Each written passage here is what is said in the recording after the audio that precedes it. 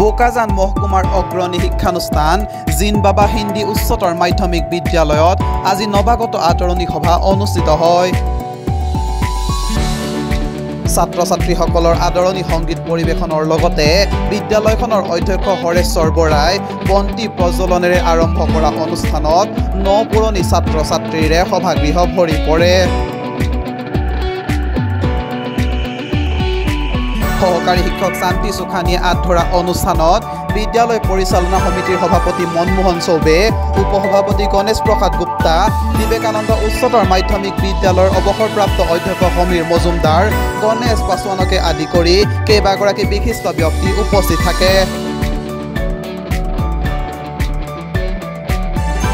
সভাত অতিথিসকলে ভাষণ প্ৰদান কৰি ছাত্ৰ-ছাত্ৰীসকলক শিক্ষা আহৰণেৰে সুনাগৰিক হিচাপে থিয় দি সমাজ তথা দেশৰ বাবে সেৱা আগবঢ়াবলৈ আহ্বান জনায়।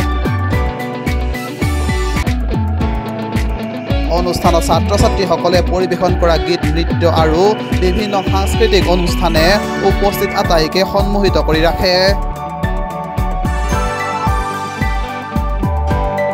আজিৰ সভাতে বিদ্যালয়খনত নতুনকৈ নামভৰ্তি কৰা শিক্ষাৰ্থীসকলৰ ভিতৰত উচ্চতৰ মাধ্যমিক চূড়ান্ত পৰীক্ষাত সৰ্বাধিক নম্বৰ প্ৰাপ্ত শিক্ষাৰ্থীগৰাকীক স্বৰ্গীয় গণেশ প্ৰসাদ গুপ্তা সোঁৱৰণী বঁটা প্ৰদান কৰাৰ কথা ঘোষণা কৰে বিদ্যালয় পৰিচালনা সমিতিৰ উপসভাপতি গণেশ প্ৰসাদ গুপ্তাই।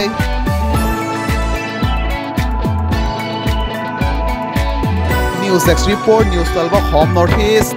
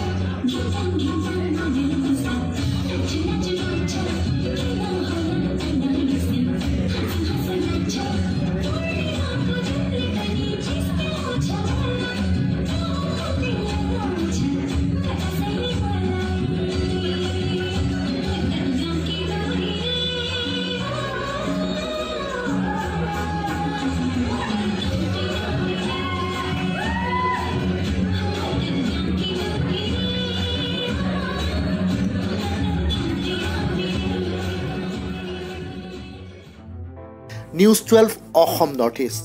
যাত্ৰা আমাৰ অবিৰত, সংকল্প অপ্ৰতিৰোধ্য।